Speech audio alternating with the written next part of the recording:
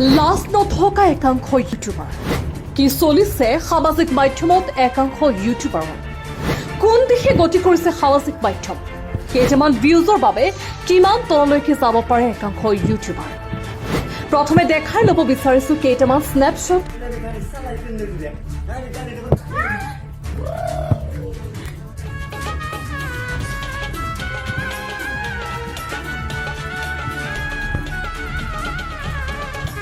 জীবনে তো তোরা কিনাই হারবি না আর খালি মাইন্ডসেটটা দেখবি আর খালি টালো বালো করবি মনে কর এমনি বলে নি ভাই গো আমার এই গাড়িটা আমি 1,52,000 টাকা কিনছিলাম এখন আমি সেকেন্ড হ্যান্ড বেচবার নিয়ে গেছিলাম দেখে 500-600 তার উপরে কেউ দামি দেয় না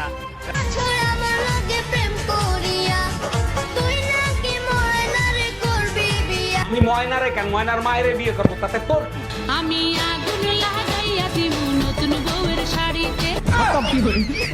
সি সি সি কিমান ঘৃণনীয় একেবাৰে লাজ নাই এওঁলোকৰ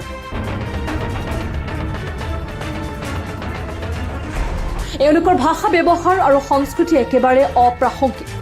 সামাজিক মাধ্যমত অপব্যৱহাৰ কৰি তেওঁলোকে ঘটিছে টকা তাতে আমাৰ ক'বলগীয়া একো নাই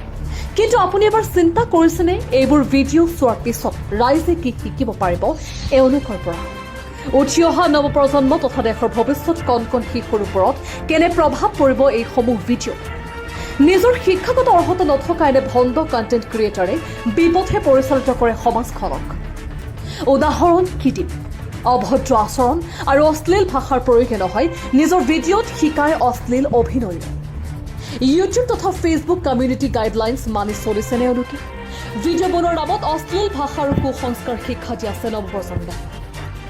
সভ্য সমাজক লজ্জানত কৰা এইবোৰ ভণ্ড ইউটিউবাৰসকলৰ বিৰুদ্ধে লোৱা হ'বনে বিহিত ব্যৱস্থা